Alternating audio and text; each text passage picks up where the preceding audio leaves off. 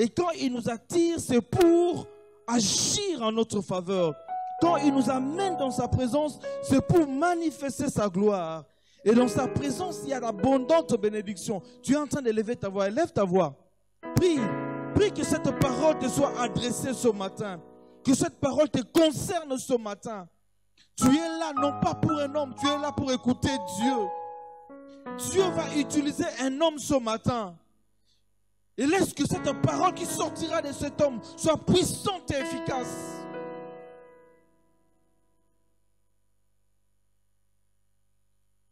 Monte encore, demande au Saint-Esprit de te parler. Et demande-lui de disposer ton cœur afin d'écouter la parole de l'Éternel. Ce matin, nous sommes venus dans ta présence. En ces lieux où tu nous fais du bien. David pouvait dire qu'il était dans la joie chaque fois qu'on lui disait d'aller dans la maison de l'Éternel. Pouvons-nous nous réjouir ce matin, Seigneur, oh Dieu, dans ta présence? Pouvons-nous nous réjouir ce matin parce que nous sommes, Seigneur, dans ta maison?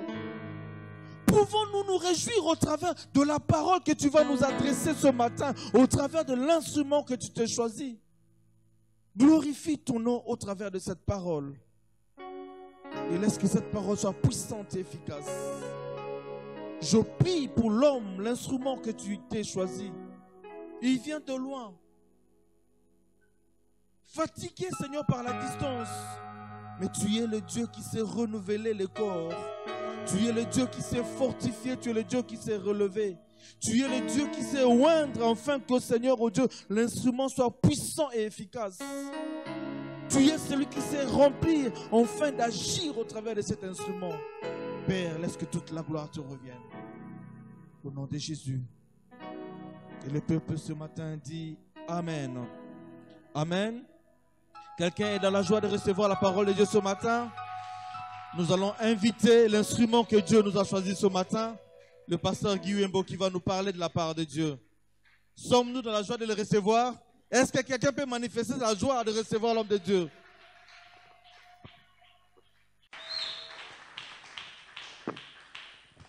Alléluia. Que Dieu soit loué. Vous avez les bonjours de pasteur Manassé. Il m'a dit de vous dire bonjour. Personne ne veut répondre à son bonjour. Allez, on va arranger dimanche prochain, mettre la vidéo comme ça. Il nous dira le bonjour en direct. Amen. Nous allons lire dans la parole de Dieu. Si tu as ta Bible, on va dans l'Ancien Testament, 2 Rois chapitre 6. 2 Rois chapitre 6. Nous lirons une histoire qui commence au verset 1 jusqu'au verset 7. 2 Rois chapitre 6, versets 1 à 7. Le fils de prophète dit à Élisée, « Voici l'endroit où nous habiterons en ta présence, est trop réduit pour nous. Allons donc jusqu'au Jourdain, nous y prendrons chacun une poutre, et nous y ferons un lieu d'habitation. » Il répondit, « Allez, l'un d'eux dit, consens donc à venir avec tes serviteurs. » Il répondit, « J'irai. » Il alla donc avec eux. Arrivé au Jourdain, ils coupèrent des arbres. Comme l'un d'eux abattait une poutre, le fer tomba dans l'eau.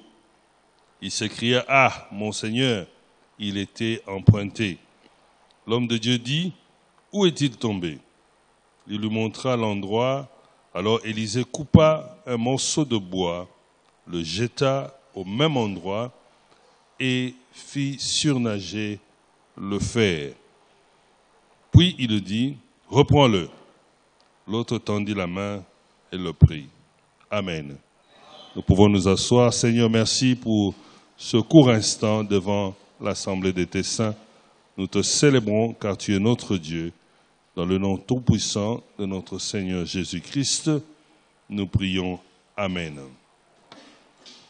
Je voulais, pendant ce mois d'avril, commencer à parler un peu de certaines choses qui sont difficiles et qui nécessitent qu'on on se re-questionne un peu dans notre marche. Alléluia. Et rappeler à chacun le rôle, évidemment, de certaines choses qui sont importantes dans notre vie de chrétien, mais que nous avons laissées à côté. Et on a pris des choses qui ne sont pas importantes, on a érigé cela en culture dans l'Église. Alléluia.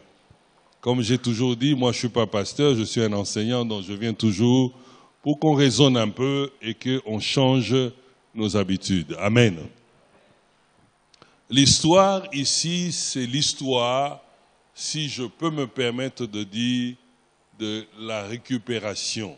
C'est-à-dire, Dieu veut que tu puisses récupérer certaines choses ou certains avantages ou certaines opportunités qui étaient sur ton chemin, mais aujourd'hui tu ne les retrouves pas.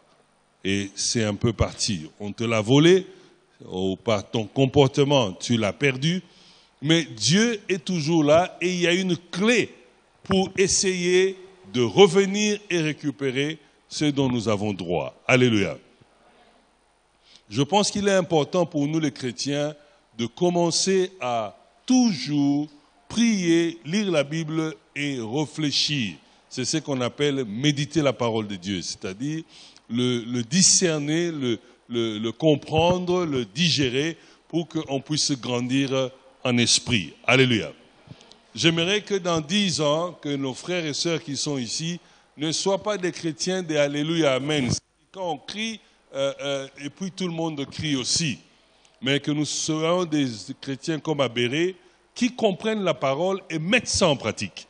Il est impossible, après autant d'années à l'Église, que nos vies ne changent pas. Je ne parle pas du matériel, mais je parle de l'esprit. Alléluia. C'est-à-dire ton comportement doit changer. Parce que quand on regarde les fruits de l'esprit, on doit retrouver en toi ces fruits-là. Mais il est encore difficile pour beaucoup d'entre nous. Il se fait qu'il y a des choses que Dieu a voulu dans ta vie ou dans ma vie que nous n'avons pas eues, que nous avons perdues. Il y a plusieurs circonstances. Le livre d'Hébreux, chapitre 12, nous dit ceci. Plusieurs ont eu la promesse, mais ils l'ont saluée de loin. Et le livre commence à citer Moïse qui n'a pas vu la terre promise. Il a cité beaucoup d'autres personnes. Ils avaient Abraham qui était le père de la multitude, n'a jamais vu autant d'enfants. Alléluia. Mais il est possible de récupérer ce que Dieu t'a promis ou ce que Dieu a mis dans ta vie. Le plus grand combat, c'est dans la tête. La façon dont tu pries, la façon dont tu regardes les choses de Dieu, la façon dont tu crois à la parole de Dieu. Alléluia. Vous savez, comme je l'ai toujours dit, nous les Noirs, spécialement aussi les Congolais, nous sommes trop émotifs. Nous vivons dans l'émotion. C'est comme ça que Sédar Senghor, l'ancien président du Sénégal, disait « L'émotion est nègre, mais la raison est hellène. » Amen. Le Congolais est émotif. On aime ce qui est émotif. D'ailleurs, si le courant quand le courant part dans le quartier, et quand le courant revient, qu'est-ce que vous entendez? Voilà. Tout le monde crie. Hey! Il suffit que tu fasses une erreur au marché où tu tombes, tout le monde crie. Hey! C'est toujours l'émotion. Alors nous avons amené l'émotion à l'église. Nous ne voulons plus revenir dans les choses de Dieu. Nous ne voulons plus réfléchir. Nous voulons seulement faire de l'émotion. Or, pour grandir en esprit, et grandir dans l'influence que Dieu met en toi dans la société, il faut que tu arrives à quitter l'émotion pour arriver à maîtriser ce qui est dans la tête. Alléluia. Il y a beaucoup qui croient encore que pour voir Dieu, il faut aller à Mangengengue. Il y en a qui sont fiers que la semaine passée, il était à Luzizi, là, ou dans quelques grottes ou quelle montagne. Alléluia. Il y a même une grotte à Zongo, chute de Zongo, là où Simon Kimbangu s'était caché pendant 3 jours avant de venir faire la mission, où chaque fois qu'il devait faire une mission, il se cachait là-bas. Peut-être si tu vas là-bas, c'est un peu plus spirituel que Mangengengue, j'espère. Mais tout cela n'est pas important. La Bible nous dit dans cette histoire qu'il y avait des jeunes prophètes, les fils des prophètes, c'est-à-dire des enfants qui étaient préparés pour servir Dieu. Et ils suivaient le sacrificateur. Alors, ils le suivaient et puis ils ont dit, bon, là où nous devons dormir n'est pas trop grand. Tu es quand même un père spirituel, on ne va pas se coincer au lit avec toi. On doit te donner un peu d'espace. Accepte que nous allons vers la rivière. À côté de la rivière, il y a des arbres. Rappelez-vous que c'était des territoires dans le désert. Et nous allons couper un peu d'arbres pour faire une petite tente. Comme ça, on pourra dormir. Alléluia. C'était une bonne chose. Mais ils ont demandé au sacrificateur, accompagne-nous. Parce que le temps qu'on passe avec toi, c'est précieux. Et 1 minute loin de toi, ce n'est pas important pour nous. Nous voulons être dans ta présence. Parce que nous savons que tu as Dieu. Alors il les a accompagnés. Mais un d'eux avait un morceau de fer. Je suppose c'était une hache. Je suppose. Et il a commencé à couper le bois. Il a coupé un morceau de bois. En voulant essayer de couper et bien couper, le morceau de fer de la hache s'est envolé. Ça c'est-à-dire, ça s'est détaché et c'est tombé dans l'eau. Mais il avait emprunté l'hache. Ce n'était pas à lui. Alors il a dit au sacrificateur, ah, j'ai perdu l'hache. Mais il était emprunté. Donc j'ai un problème. Non, deux problèmes. Non seulement je ne sais pas terminer ce que je faisais, c'est-à-dire pour avoir un peu de bois pour faire la tente, et ensuite j'ai perdu ce qui ne m'appartient pas, mais qui était nécessaire pour moi d'utiliser. Alors le sacrificateur lui dit, où est-ce que c'est tombé dans l'eau? Il a montré, il dit là. Le sacrificateur coupe un morceau de bois, et il jette à cet endroit-là, le bois étalé, parce que le fer est lourd. Quand ça entre dans l'eau, nous sommes devant le fleuve Jourdain, ça va aller le plus loin possible. Évidemment, je ne connais pas à quelle vitesse ça va atteindre le fond, je ne connais pas les dimensions du Jourdain, mais il est vrai que le temps que c'est tombé, ça pouvait déjà dépasser 1 mètre, 2 mètres en train de partir. Alléluia. Parce que le fer est lourd, il ne flotte pas. Mais il jette le bois et subitement, le bois revient à la surface avec le fer au-dessus. Parce que le bois, une planche flotte, n'est-ce pas? Mais la planche là maintenant est devenue comme une pirogue pour ce fer-là. Et le fer, malgré son poids, ne pouvait plus couler. Alléluia. Ça, c'est un drôle de miracle. C'est vraiment un miracle difficile. Mais voilà, le fer est revenu et ils ont continué le travail. Alléluia. Donc, ce que le sacrificateur a fait, il a pu récupérer ce qui était perdu dans la vie de ce garçon-là et dans la vie de la petite communauté qui était là. Alléluia. Il a donc récupéré cela, mais il n'a pas fait beaucoup de prières. La Bible n'indique pas qu'il a fait une prière. Je crois que comme c'était un homme de Dieu, il pouvait faire une prière interne, parce que la Bible n'indique pas qu'il a élevé la voix, mais il a jeté cela avec la foi et le fer est revenu. Un miracle impossible à l'entendement des hommes. Alléluia. Je veux seulement dire les choses que nous devons récupérer. Il y a des situations qui n'étaient pas mauvaises. Parce que ce que le garçon faisait, ce n'était pas mauvais. Mais il a perdu quelque chose. Et dans ta vie aussi, tu as essayé d'aider quelqu'un, mais tu as perdu ta réputation. Parce que la personne ne t'avait pas compris et il a commencé à te critiquer. Il y a des choses que nous avons faites avec joie, avec amour, mais malheureusement, ça s'est retourné contre nous. Et nous avons perdu quelque chose. Alléluia. Ce n'est pas mauvais. Il n'a rien fait de mauvais. Tu n'as rien fait de mauvais. Moi non plus, je n'ai rien fait de mauvais. Mais en voulant essayer de faire du bien, nous avons perdu. Amen. Mais nous avons perdu aussi par nos comportements. Il y a des choses que nous avons faites qui nous ont poussés à perdre. Alléluia. Je regarde toujours dans la ville, quand je passe ou je rencontre des gens, j'ai commencé à voir une catégorie des jeunes sœurs. Elles ne sont pas trop âgées, peut-être 35, très peu, peut-être 40, ça nage entre 30 et 40. Et ces sœurs, et Dieu m'a commencé à me parler, de prier pour elles, j'ai constaté que ce sont des belles filles, c'est-à-dire que physiquement, elle est belle. Belle de visage, et elle est aussi bien éduquée, elle parle bien. Ils sont allés à l'école. Mais j'ai constaté aussi qu'ils ne sont pas de mauvaise foi. Elles aiment Dieu. Elles prient. Elles font ce que nous demandons, ce que le pasteur dit. Mais par des circonstances qu'elles ne connaissaient pas, à l'âge de 18 ans, entre 18 et 25, elles se sont retrouvées grosses. Et parce qu'elles craignent Dieu, elles ont eu un enfant. Je ne sais pas pourquoi Dieu a permis que je rencontre comme ça une vingtaine, une trentaine de ce genre de filles. Et leur âge varie toujours entre 25 ans et peut-être 40 ans.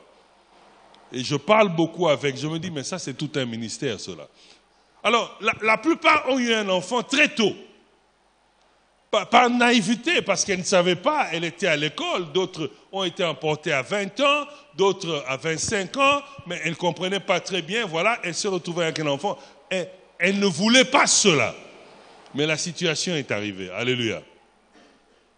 Et maintenant, dans cette recherche de stabilisation, elle a pu terminer les études, elle veut se stabiliser, et puis elle rencontre un homme qui semble gentil, qui parle bien, qui aussi va à l'église, et ils sont en train de partir tout doucement, et subitement, elle se retrouve encore grosse. Le premier papa, comme il n'était pas vraiment du niveau, c'était un garçon du quartier, qui a terminé sa vie au coin, en train de vendre, donc voilà, ça on a oublié. L'enfant n'a même pas beaucoup d'informations sur le papa. Et puis elle se retrouve grosse avec l'homme qu'elle voulait. Et voilà, il y a un deuxième enfant qui arrive, mais ce n'était pas encore le mariage. Alléluia. Et puis à partir de 2, ça devient une perturbation terrible. Il y a une honte qui se met parce que j'ai eu 2 enfants avec 2 papas différents et je n'ai pas encore 30 ans et qui va m'épouser. Et puis voilà, il y a une situation qui arrive et un 3e enfant arrive. Alléluia. Et cette fille, malheureusement, a commencé à perdre tout ce qui était à sa portée. Alors elle se résigne, elle se dit, bon, c'est que Dieu a voulu que ma vie soit comme ça. Et quand elles vont aller dans une église, on dit non, ils ont combat, ils ont lien, il faut combattre, il faut bouger. Alors elle entre en profondeur dans une histoire de combat spirituel et elle n'en sort pas. Alléluia. Elle devient bizarre, elle devient très hystérique et les choses ne marchent pas. Ce n'est pas qu'elles étaient mauvaises, mais les circonstances de la vie ont fait que par manque de discernement, elles ont perdu. Elles ont perdu beaucoup de choses. Alléluia. Donc, on peut aussi perdre. On peut aussi perdre des opportunités dans la vie. On peut aussi perdre des circonstances dans la vie. Il est possible de perdre aussi. Alléluia. Mais ce que j'ai aimé dans ce texte, c'est que le sacrificateur n'a pas condamné le petit pour lui dire, mais écoute, tu devais faire un peu plus attention. Alléluia.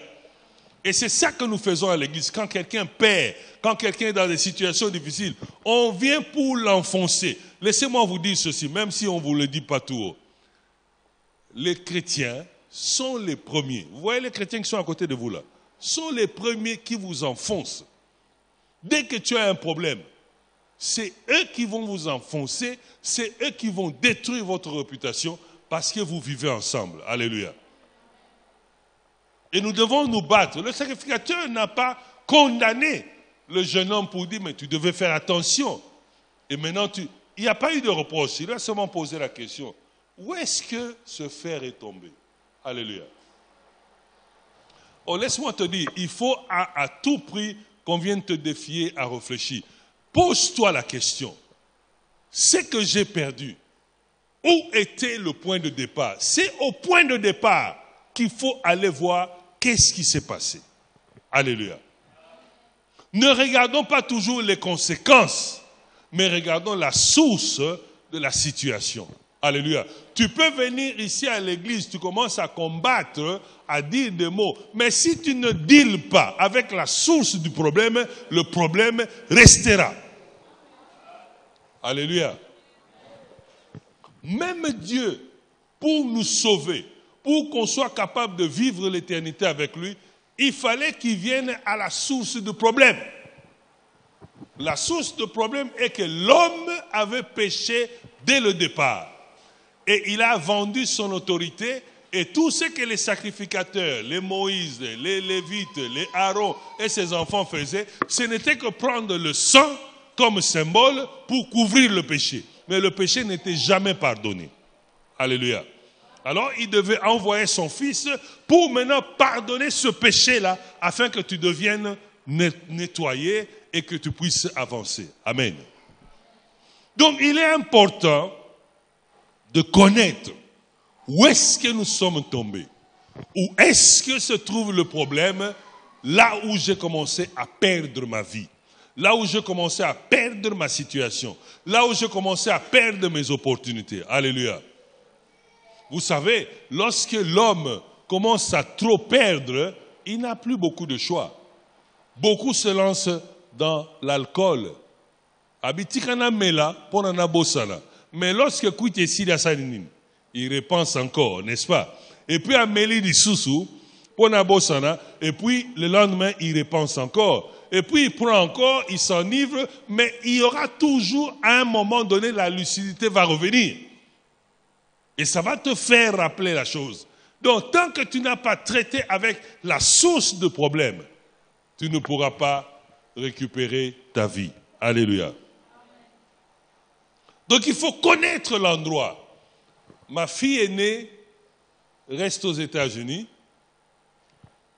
Et pendant 2 ans, elle me dit toujours, papa, je rêve toujours une maison qu'on avait habitée. L'avenue, c'était 422 Bradley Avenue. Et puis, je rêve toujours le 422 Bradley Avenue. Je rêve, je rentre toujours là. Au moins, je ne comprenais pas. Et puis, moi-même, j'ai rêvé le 422 Bradley Avenue. C'était une maison que j'ai beaucoup aimée. C'était une maison neuve, on venait de construire. On s'est installé dans cette maison. C'était une bonne chose. Mais, je ne sais pas qu'est-ce qui était dans cette maison, mais nous avons connu des accidents très graves dans cette maison. Le premier accident est qu'un véhicule a quitté la chaussée, est entré dans la maison. Je vous rappelle que les maisons en Amérique sont en bois. Ce n'est pas en briques. Donc, le véhicule là est entré, ça a cogné le côté de la maison et c'est entré au salon. Et heureusement, à côté du salon, il y avait une salle de bain. Ça a cogné la salle de bain. C'est là où ça ralentit un peu. Et le véhicule s'est arrêté à moins de 30 cm de l'arrivée du gaz. Donc, si on avait cogné le gaz, avec la chaleur du moteur, ça allait exploser et vous n'allez pas me connaître. Et le véhicule s'arrête là. Il était quoi? 2h ou 3h du matin, je venais de terminer de prier. À peine que je suis monté pour dormir, je sens la maison a bougé. Je me réveille, je comprends que quelque chose a bougé. Je fais un pas pour sortir dans le couloir et je vois les poussières de neige, ce sont les poussières d'incendie, qui est tombée sur le tapis. Je me dis quelque chose s'est passé. Je descends au salon et je trouve tout un véhicule, toute une voiture et un noir américain au volant. Il disait, help me, I don't want to die. Aide-moi, je ne veux pas mourir. Alors, premier réflexe, je remonte pour prendre mon cellulaire pour appeler la police, dans les urgences. Et maintenant, le moteur est en train de tourner. Alors moi, je lui disais, coupe le moteur, mais il n'avait plus de force. Parce que je me dis, là où il était, si le moteur continue à tourner, on va partir. Mais je ne sais pas comment le moteur s'est coupé. Le temps que je monte pour revenir, j'ai appelé la police et j'explique là où je suis. J'habitais donc à la frontière entre deux villes. Mon avenue séparait deux villes. Donc, comme l'adresse était sur la ville à droite, les policiers de la ville à droite, donc les pompiers, ont déclenché l'alerte. Je les entends venir avec les sirènes. Et subitement, à ce temps-là, 2 heures du matin, chaque 2 heures du matin, il y a le train de marchandises qui passe. Et le rail, c'est juste à côté de notre complexe, de notre quartier, notre enceinte. Et voilà, le train aussi commence à avancer. Et les pompiers sont bloqués au niveau du train. Alors, étant bloqués, ils demandent l'aide à la ville à côté. Donc, j'étais là, j'étais avec ce monsieur, je lui disais, tiens bon, les pompiers arrivent, j'essaie d'ouvrir la porte, absolument rien. Et par la grâce de Dieu, l'autre ville a déclenché l'alerte et les gens ont entendu venir. Quand ils sont venus, la première des choses, ils commencent à crier, éteins le gaz, éteins le gaz. Et il y a un qui est parti derrière avec sa torche pour essayer de voir où l'arrivée du gaz et il a coupé. Et ils ont amené des matériels pour scier le véhicule, pour sortir le monsieur. Et le monsieur m'a dit, le policier m'a dit, vous priez? J'ai dit, oui, je prie, je suis pasteur. Il dit, allez rendre grâce à Dieu parce que vous étiez déjà mort. Il m'a dit, 30 minutes de plus, la maison allait exploser. Et puis j'ai connu encore un accident dans cette maison-là. L'enfant lavait les habits et a mis dans le séchoir. Et le séchoir est automatique, donc après un moment donné, le thermostat répond, ça coupe. Mais le thermostat, subitement, s'est abîmé et le séchoir a continué à tourner. Le séchoir, c'est beaucoup de température. Alléluia. Et à un moment donné, ça chauffait, une pièce a pris le feu et puis le feu est entré dans l'armoire, là où c'était les machines. Et on était au salon. Et je dis à ma fille, mais comment tes habits-là ont traîné comme ça? Quand elle vient pour ouvrir la porte et voir le séchoir, avec l'air là, le feu a pris la maison. Alléluia. La maison a brûlé. Amen. Et on a connu beaucoup de choses dans cette maison, mais c'est la maison où j'avais reçu le plus de pasteurs. Et ma fille récemment m'a dit, papa, je ne comprends pas, je ne rêve que de cette adresse-là. Je lui ai dit, maintenant j'ai compris. Quelque chose qui nous a bloqué ou qu'on a perdu dans notre vie était à partir de cet endroit-là. Alors, lèvons-nous pour prier. Alléluia.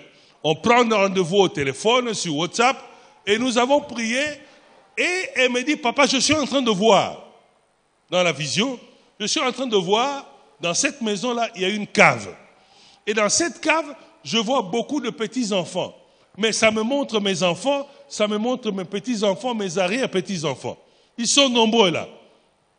Alors j'ai dit, non, on va prier, on va les sortir. On a commencé à sortir dans la prière, enfant par enfant, enfant par enfant. Et puis, Dieu lui a montré encore la vision. Pour dire, non, tout le monde est sorti maintenant. Il faut prendre de la peinture blanche et repeindre tout cela. Alléluia. Je veux dire ceci. Nous évitons de rentrer là où il y a le problème. C'est là où le problème a commencé. C'est là où nous devons chercher la récupération. C'est là où Dieu peut te récupérer. Mais plus tu évites le problème, et plus de temps tu passeras dans ton problème. Ça veut dire ceci.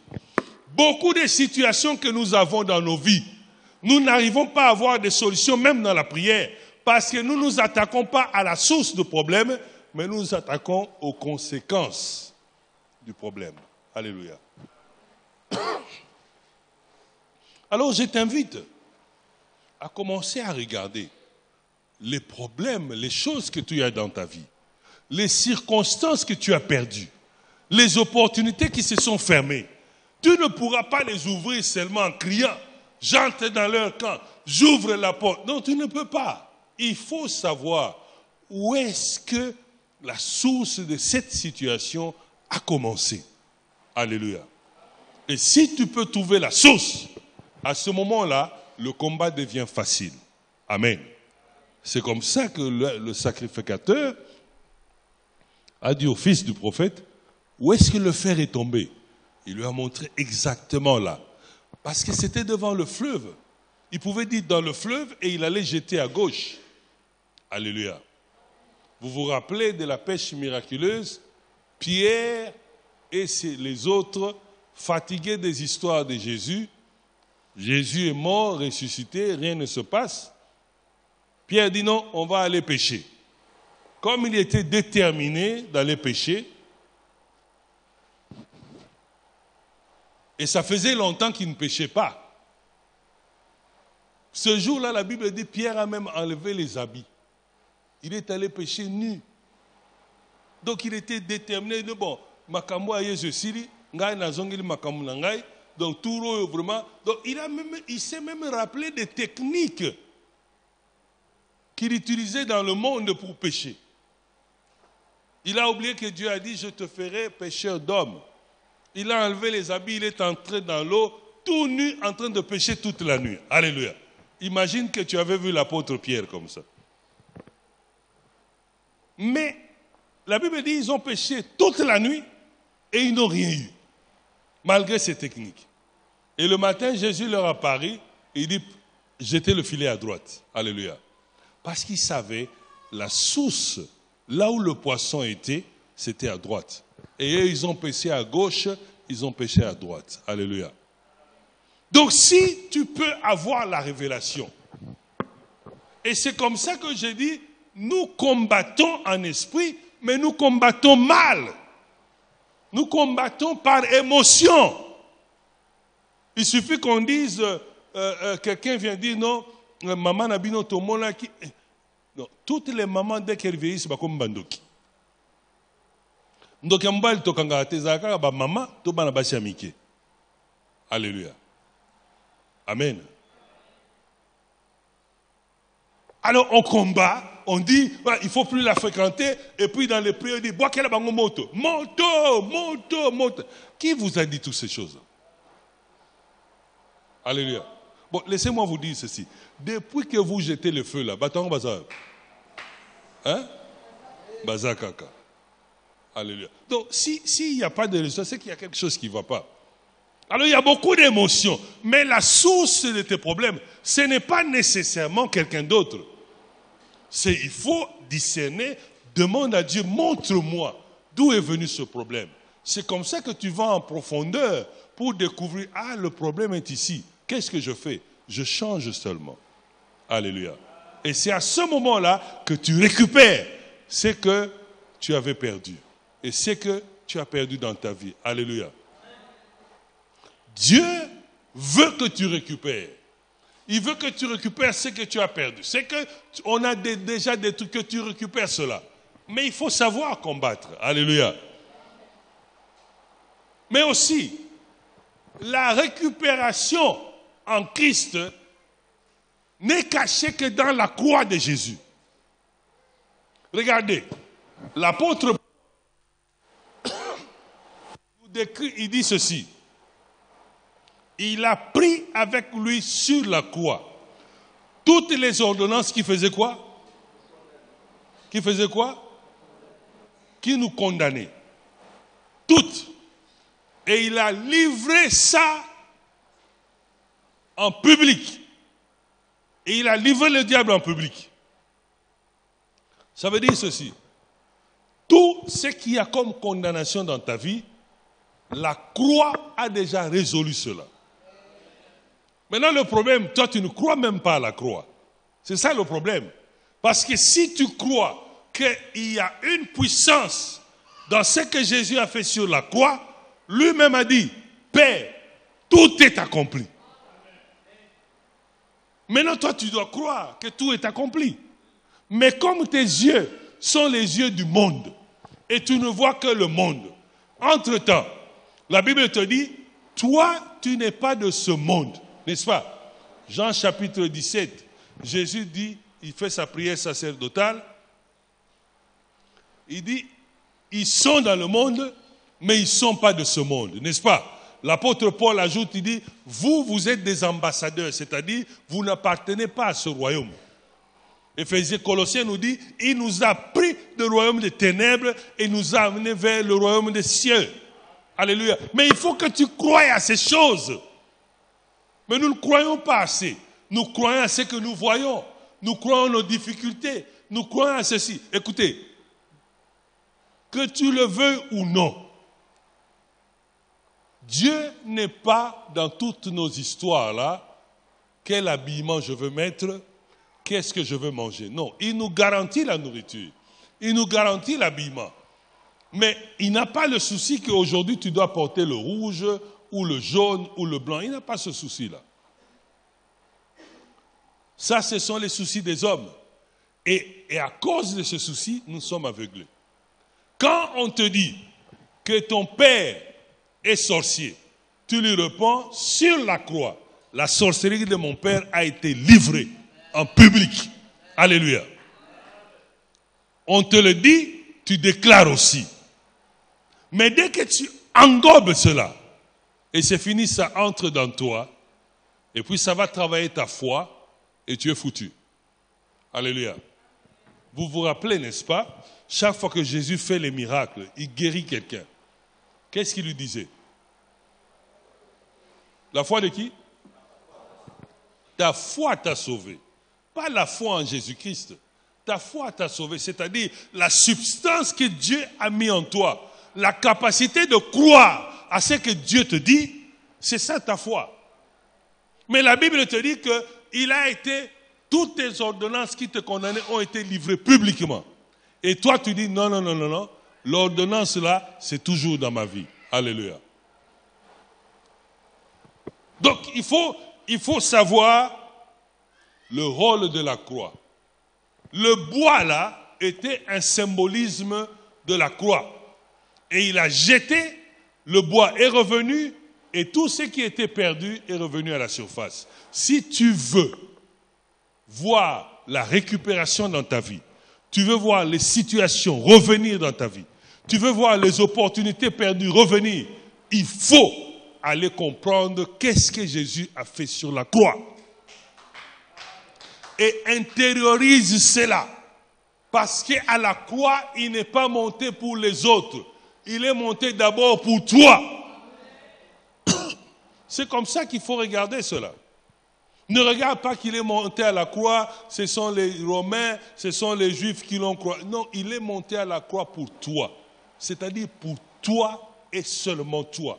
Si tu intériorises, tu arrives à ce niveau de compréhension, alors tu peux voir les choses changer.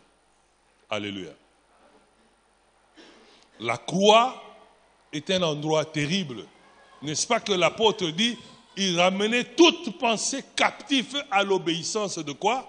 De la croix.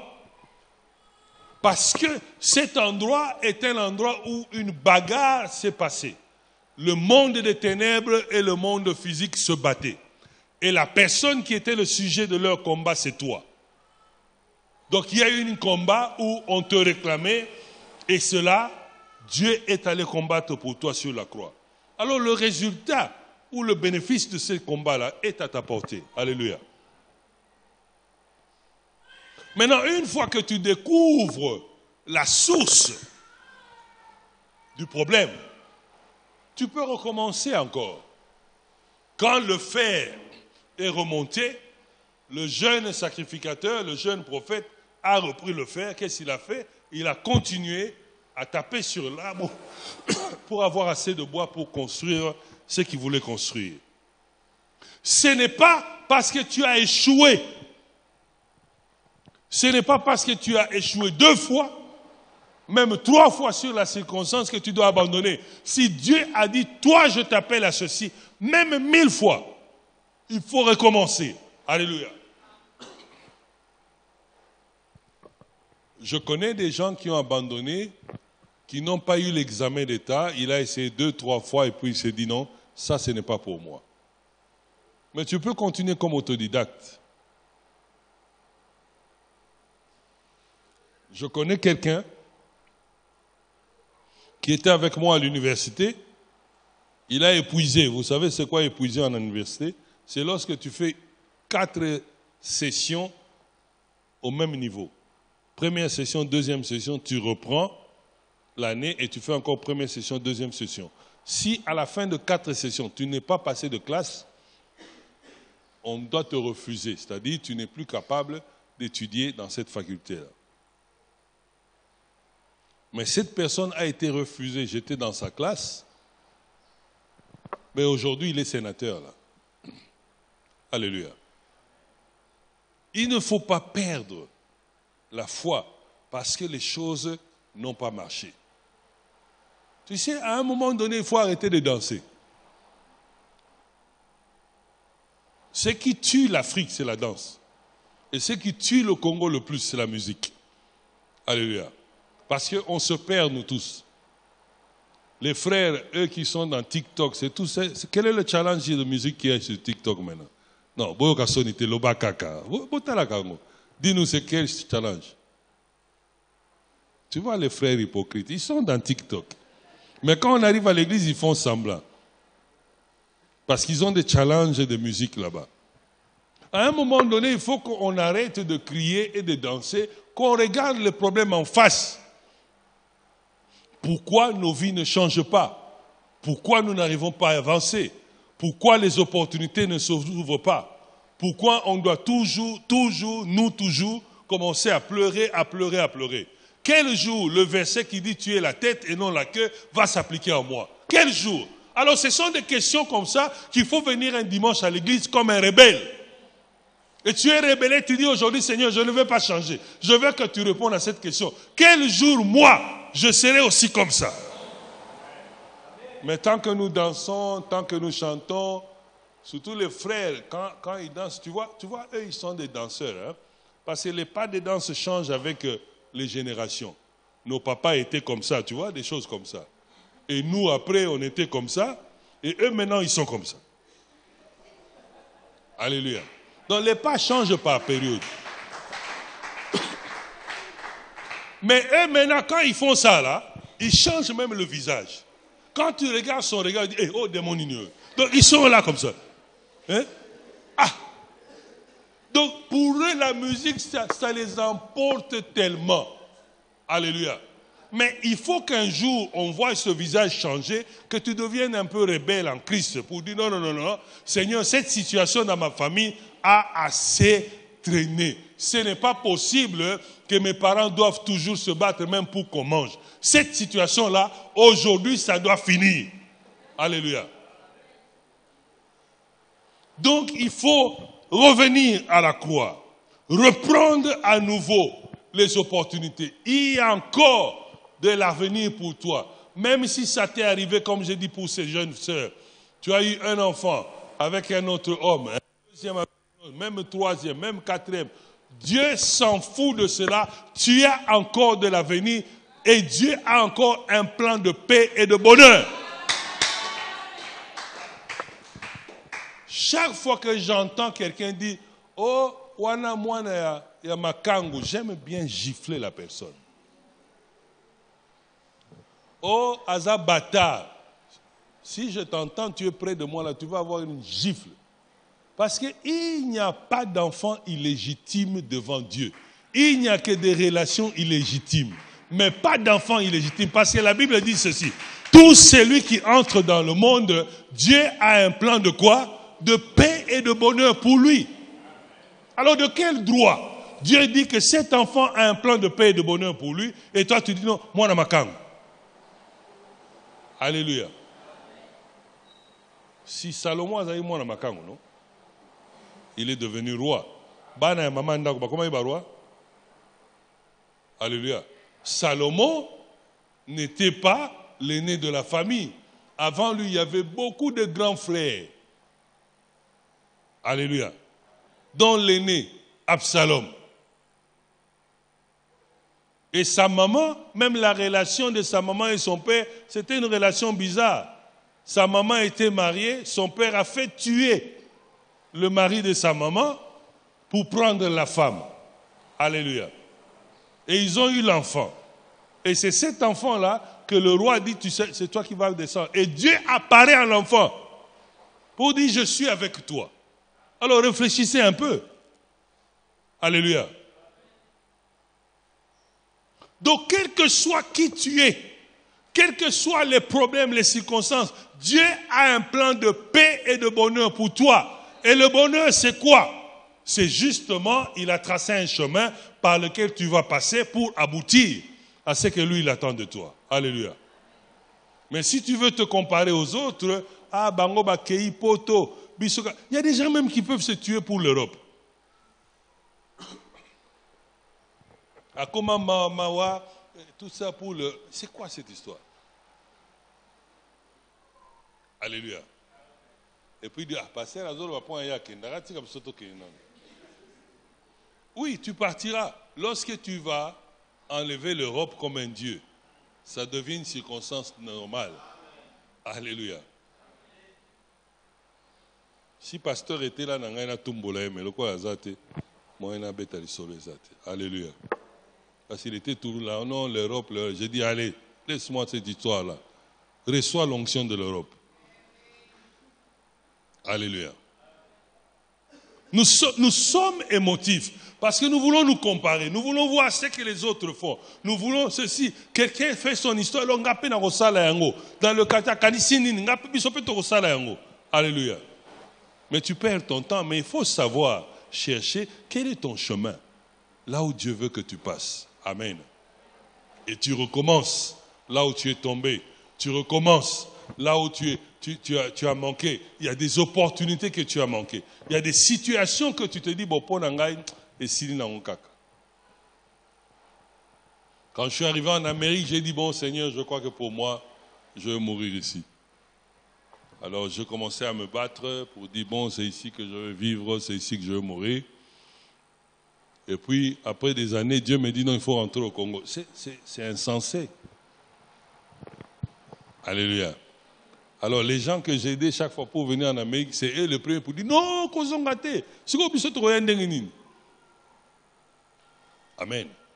Mais je ne pense pas que je pouvais atteindre certaines choses que j'ai atteintes aujourd'hui si j'étais resté là-bas. Je ne pense pas. Alléluia. Donc, il y a possibilité de récupérer les opportunités perdues. Il y a possibilité. Il y a des gens, des politiciens qui ont essayé plusieurs fois. Abraham Lincoln, il a essayé plusieurs fois. Il n'avait pas eu le pouvoir. François Mitterrand, l'ex-président de la France, il a créé son mouvement, il a essayé plusieurs fois. Il n'avait pas eu. Mais finalement, il a eu. Tous les gens que nous voyons, des présidents en France, tout ça, ils essayent plusieurs fois. La première fois, ils échouent. Deuxième fois, ils essayent. Et puis un jour, ça marche. Parce qu'ils croient à leur étoile. Parce qu'un gourou lui a dit, non, je vois ton étoile. Mais toi, Dieu t'a dit. Et tu ne crois pas. Alléluia. Écoutez, le monde est là pour nous condamner. Mais la justice de Dieu est une justice de récupération. Dieu n'est pas venu pour condamner. Jusqu'à maintenant, le travail que nous faisons, l'évangile que nous prêchons, c'est pour récupérer. C'est comme ça que Jésus a dit, je suis venu pour les brebis égarées de la maison d'Israël. Alléluia. C'est pour récupérer. Alors quand tu vois quelqu'un qui dit, il fait le caca. Mais qui es-tu? Tu commences à décider, nana aucun, il fait le, nana aucun, il fait le. Alléluia. Mais il faut croire que Dieu n'a pas terminé avec toi. Si on vous montrait les photos de certaines personnes que vous enviez ici, quand ils avaient votre âge, Olbanga écoute bien. Et là, ils ont forme. Alléluia. J'étais en train de rigoler avec ma femme. Elle m'a montré sa photo au village. Elle avait, je crois, 2 ans. J'ai dit, hey! C'était une photo noire et blanche. J'ai rigolé. J'ai dit, hey! En tout cas, ceux qui ont eu la période de l'année pour ça. Alléluia. Alors, j'ai l'embêté. J'ai dit, mais oh, neti, hein? N'envie pas une personne parce qu'aujourd'hui, tu le vois là. Rentre en arrière et étudie l'histoire de sa vie. Tu n'aimeras pas passer par là. Toi, tu as l'opportunité, tu pries encore aujourd'hui, voilà, on est là. Mais il y a des gens qui ont commencé à prier où il n'y avait même pas de chaises comme ça. Des bancs comme ça, sans dossier. Vous vous asseyez, on était à l'église, on est assis là. Poids et l'équipement est kateni. Pas! Beaucoup de gens, pasteur bien. Tellement. Les onctions en Zambé. Alléluia. Mais regarde, toi tu es bien assis. Il y a encore la sonorisation. Nous, on avait des micros là où ils ont statique. Donc, pasteur a zo gang, bozo gaga. Donc, ça, vous en a simakuno wo kelogote. Alléluia. Il est important de comprendre que ce que tu as perdu, tu peux le récupérer. Ce que tu as manqué, tu peux le récupérer. Mais il faut rechercher où se trouve la source. Où est-ce que le problème est parti? Si tu retrouves la source, maintenant tu peux combattre. Et il faut se mettre en tête que ce qui s'est passé à la croix, c'est pour toi. Et par ce qui est passé à la croix, tu peux réclamer. Alléluia. On me disait dans ma famille qu'il y avait des sorciers. J'ai dit, ok, ça va, bon, bon. Moi, je continue à chercher les sorciers de la famille. Alléluia. Pourquoi? Parce que j'ai refusé de croire. J'ai refusé de croire. Tu es sorcier? Oui, tu es sorcier, c'est pour toi. Mais pas pour moi. Moi, j'ai Jésus. Allez, si tu veux venir avec moi, viens, je t'enseigne Jésus et on marche. Si tu ne veux pas, continue avec ton histoire. Mais dès qu'il y a un cancre qui passe là, parce qu'on t'a dit, oh, on a l'autre qui y a, Nabutu, on a la mouka, moi ah! Donc, on est tellement émotif, donc il y a l'oti, yaya. Na mdotoana, à l'oti que, il y a un gobete méritant, azo la mouka, à mon ipé, mpoukou mo azo le gana, eh, makila, yama makila yo, yaya. Alléluia. Il y a un jeune prophète qui est arrivé la nuit qui avait un deuil sur leur avenue. Étant à Zozonga, il y avait le deuil. Il s'est arrêté au deuil. Il regarde un garçon du quartier mort. Et il a commencé à prier. Il a levé les mains. Il a prié. Le garçon a ressuscité. Quelques jours après, il revient d'un voyage. Il trouve le deuil. Le garçon est mort. Il se dit, ah, comme Nzamba Laksenga sait que Nakonsa a prié, a ressuscité. Et puis il arrive là, il vient d'arriver, il dit, on va prier. Abaniko Saba prière, je renonce à ceci, je coupe ceci, je te ramène au nom de Dieu, fais comme Lazare, reviens. Mutazo Boucheta, il s'est dit non, Nandoto na tombola maboko, ah nazo tombola maboko, tika na tombola maboko. Alléluia. Et après 5 minutes de prière, on l'a tabassé terriblement. Amen. Nous sommes trop spirituels inutilement. Mais chacun de nous doit faire un effort pour savoir que Dieu n'a aucun problème avec lui. Et pourtant, Dieu veut le récupérer. Ne désespère pas. Tant que tu n'es pas encore mort, ne désespère pas. Quand vous lisez l'Apocalypse de Jean, vous croyez qu'il avait quel âge? Quand vous lisez que Ésaü et Jacob se sont disputés la nourriture, ils avaient quel âge? Ce n'étaient pas des petits-enfants. Alléluia. Ne désespère pas. Il est toujours possible avec Dieu. Il est toujours possible. Mais rappelle-toi de la croix. Rappelle-toi que Dieu est venu pour récupérer. Rappelle-toi de cela. On veut trop sauver les autres, mais on ne veut pas se sauver nous-mêmes. Alléluia. J'aimerais conclure pour te dire que tu peux rester à l'église chanter pendant des années. Que tu peux te vanter devant les gens que tu étais à Manguengue ou dans n'importe quel coin. Mais toi-même, au fond de toi, tu sais que les choses ne marchent pas. Tu le sais. Personne ne va te le dire. Tu le sais toi-même qu'ils ont simbaté. Il n'y a pas quelqu'un qui peut prier mieux que toi pour toi-même. Parce que tu ne pourras jamais dire assez de vérité à un pasteur ou à un autre pour qu'on prie pour toi. Tu diras toujours la version qui t'est confortable à prononcer. Parce qu'il y a des choses que tu veux garder secrètes. Et des choses que tu as honte de dire. Alors c'est toi-même. Rentre à la source. Et tu connais le problème. Dis à Dieu, voici là où je suis tombé. Voici là où j'ai fait du mal. Voici là où j'étais parti chez les féticheurs pour prendre ceci. Voici là où je suis parti chez le marabout pour ceci. Voici mon fils était malade. On m'a dit que si je vois telle personne, c'est là. Voici là où je suis parti parce que les amis m'ont dit, si on va chez ce monsieur-là, on peut avoir une promotion au travail. C'est là où il faut commencer. Alléluia. Il y a même des jeunes frères et des jeunes sœurs.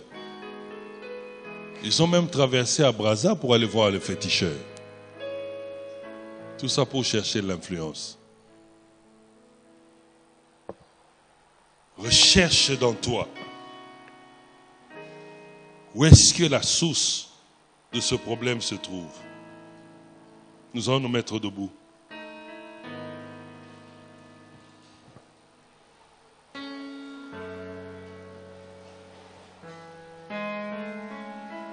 Pendant un court instant. Parce que ça ne sert à rien de dire, on va faire la prière, allez, on va récupérer. Tout le monde crie, récupérer, n'a récupéré, n'a récupéré. J'ai dit, tu récupères quoi? Allez, arracher, arracher, arracher. On a arraché, mais toi, tu n'as pas donné, tu vas arracher quelque chose qui ne t'appartient pas. Tu es un voleur. Nous baissons nos têtes dans la prière, chacun individuellement. Baisse ta tête dans la prière. Et j'aimerais que tu me te poses cette question. Pourquoi mes opportunités sont gaspillées?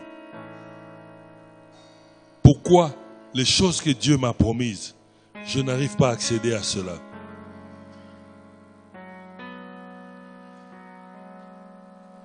Qu'est-ce que j'ai fait? Quelle est la circonstance qui m'a lié?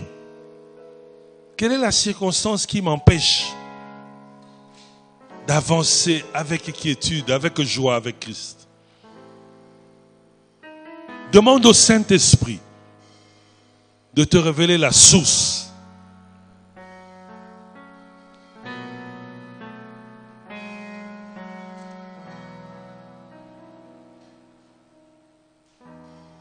Demande au Saint-Esprit de te révéler la source.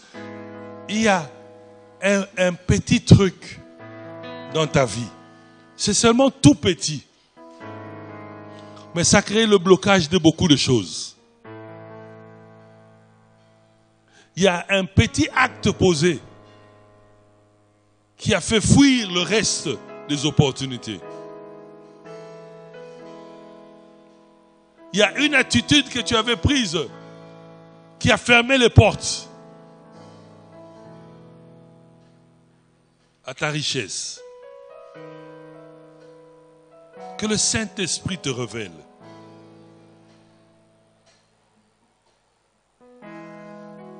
Maintenant, réclame la croix. Rappelle à Dieu qu'il a sacrifié son Fils, notre Seigneur Jésus-Christ, à la croix,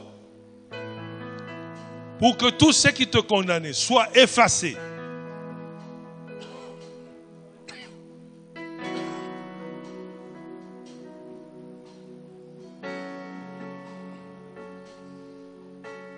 À la croix.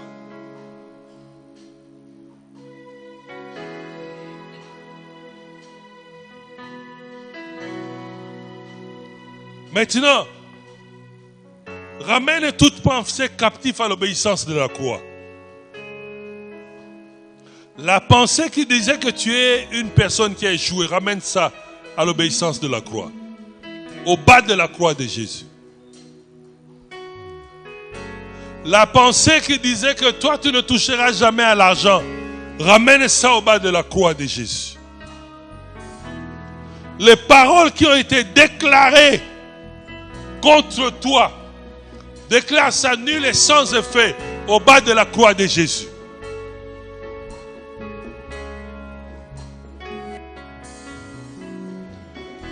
Les opportunités ratées qu'on avait dit pour toi c'est fini, ramène cette pensée au bas de la croix de Jésus.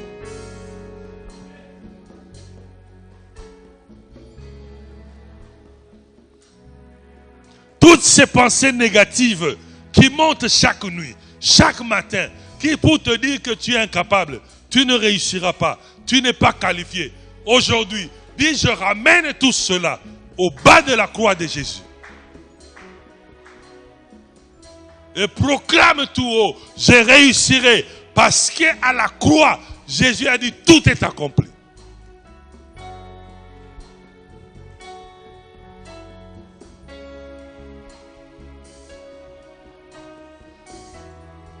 Réclame maintenant au Saint-Esprit de mettre ta main en esprit et de récupérer tout ce qui t'a été volé. Au nom de Jésus-Christ, je récupère les opportunités de travail. Je récupère les opportunités de mariage. Je récupère les opportunités des affaires. Je récupère les opportunités de santé. Je récupère les opportunités de voyage. Je récupère les opportunités des affaires. Je récupère cela au nom de Jésus. Personne ne peut condamner les enfants de Dieu. Personne ne peut te condamner. Aucune parole, aucune flèche forgée contre toi va prévaloir dans le nom de Jésus.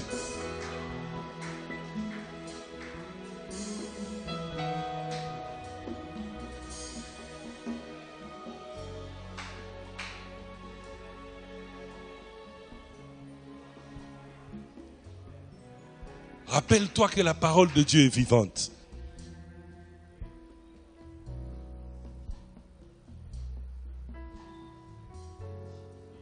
Rébelle-toi en Christ. Dis, Seigneur, je ne veux plus être confortable. Je veux plutôt la solution. Je ne veux pas me cacher, mais je veux le résultat.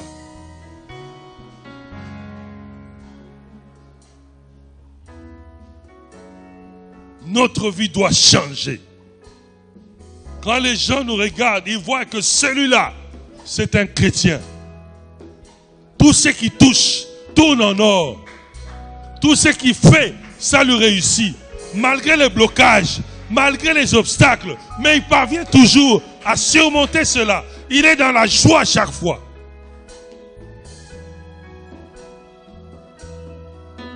Il ne s'apitoie pas de ses erreurs, il ne s'apitoie pas des échecs, mais il se lève et il recommence encore. Il se lève dans la joie et il recommence encore.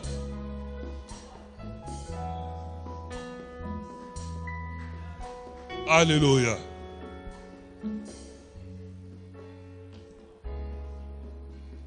Maintenant, regarde une opportunité que tu as tant cherchée, mais qui s'échappe toujours.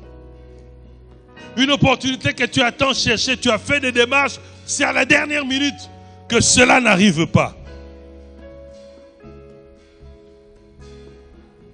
Mets ta main sur cette opportunité et déclare que tu le récupères dans le nom de Jésus. Dans le nom de Jésus.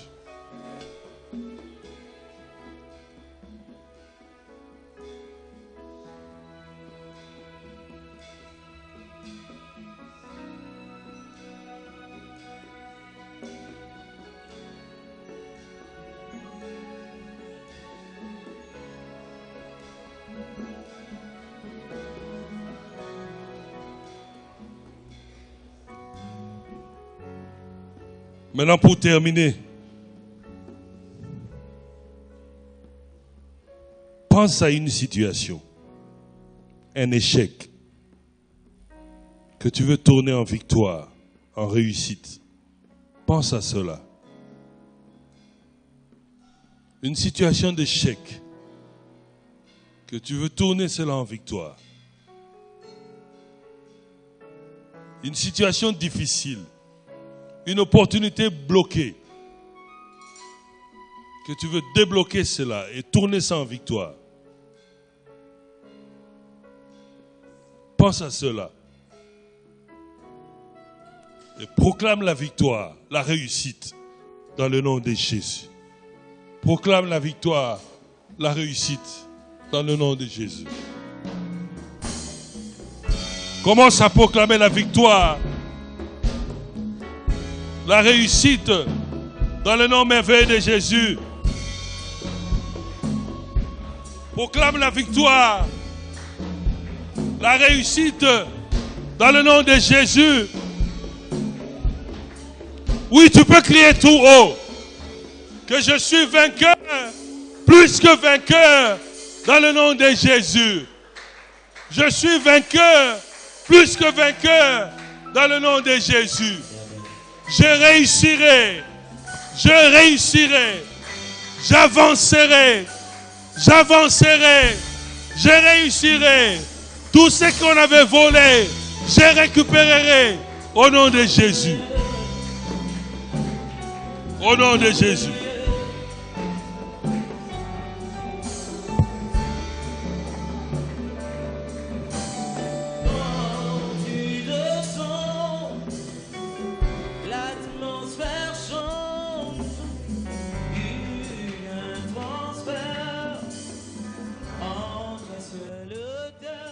Tu descends, l'atmosphère change, il transfert entre ciel et terre.